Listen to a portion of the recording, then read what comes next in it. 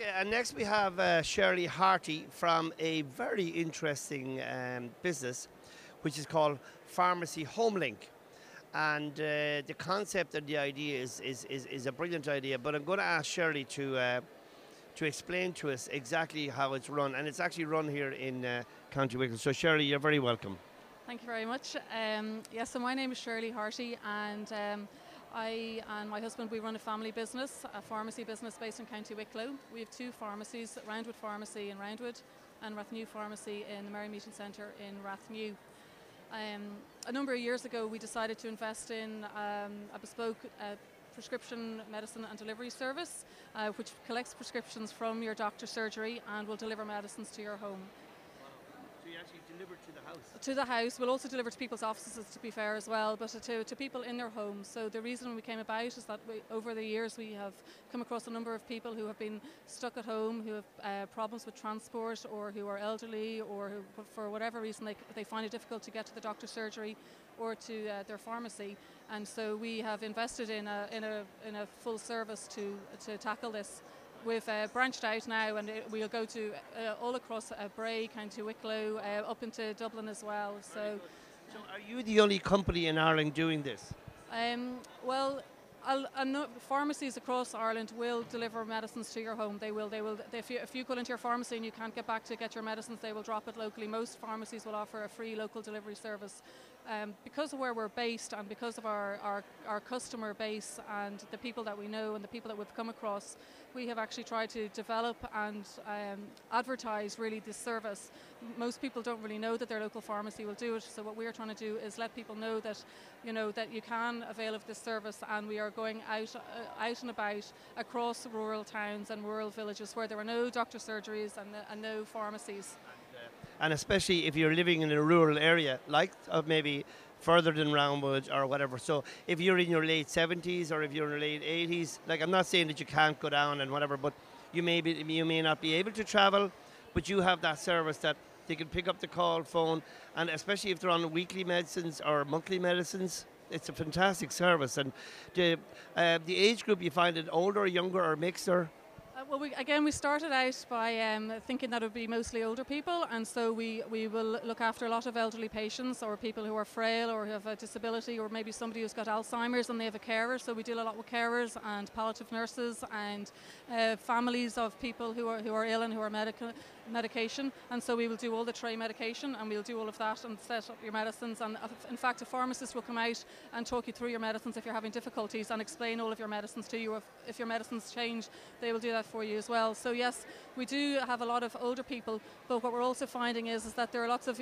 younger people as well, for whatever reason, can't get to the pharmacy. So you might have a mother who has got a new baby home from the hospital and can't get up to the pharmacy, and if they phone in, or if they can order their prescription medicines online as well, and we can just drop it out to their house as well. So, or they can just arrange for their medicines to be collected in advance, so they can order online and then we go in and pick it up. So.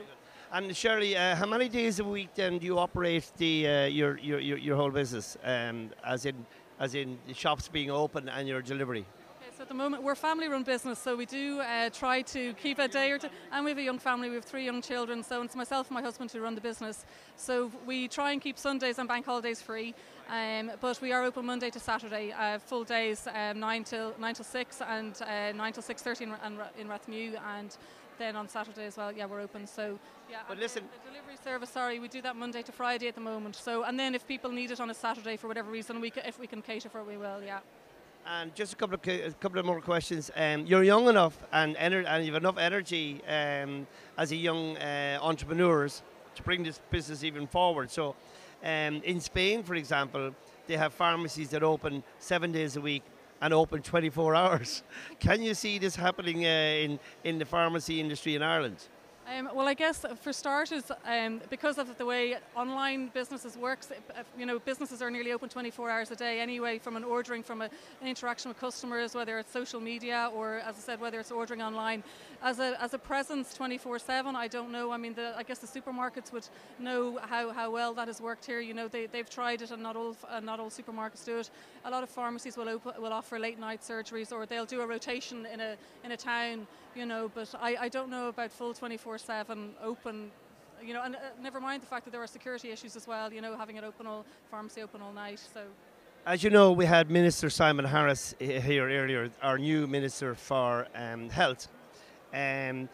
Did you have an opportunity to nab him and make sure that on the medical card schemes and what, you know, can you give us your views on what your whole views on the medical card scheme and the whole saga that went out in previous governments? Well, the health service in this country it's a pretty difficult question. I would have thought. I don't envy Simon Harris his new role, but he's a young person and he's very dynamic and everything like that. So I can see that he will hopefully do great things for us. We didn't talk about the medical card scheme. We did get a chance to talk to him, and we were letting him know about our services and everything like that. And he thought it was a really good way to be running a business, and in particular all the rural areas and everything like that. But no, we didn't talk about medical cards and schemes like that. So I'm afraid. Your views on the medical card scheme? My views on the medical card scheme, from which perspective? From as in on a certain level or a certain age, and a lot of people lost them in the last government, and the previous Minister for Health retracted on that.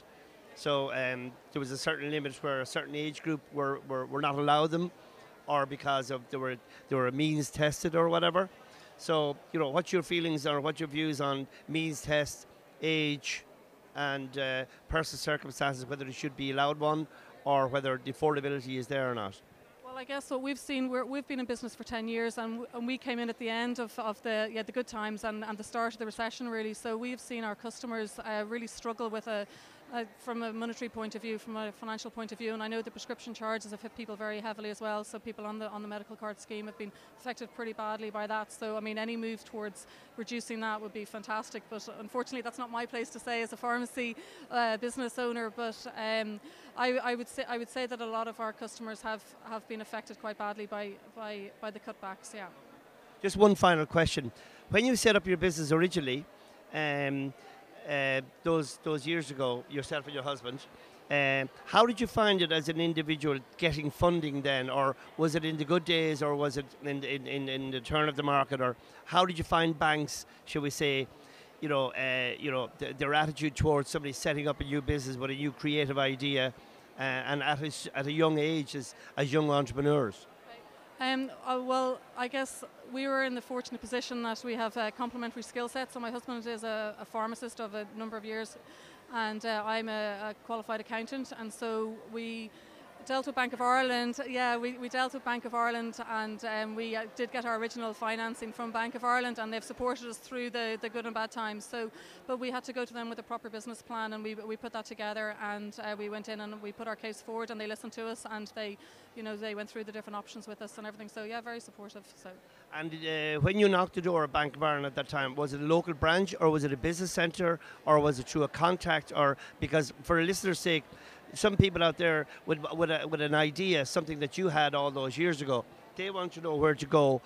Should they go to a business centre? Should they go to a manager? Or, from your experience, where would you recommend they go?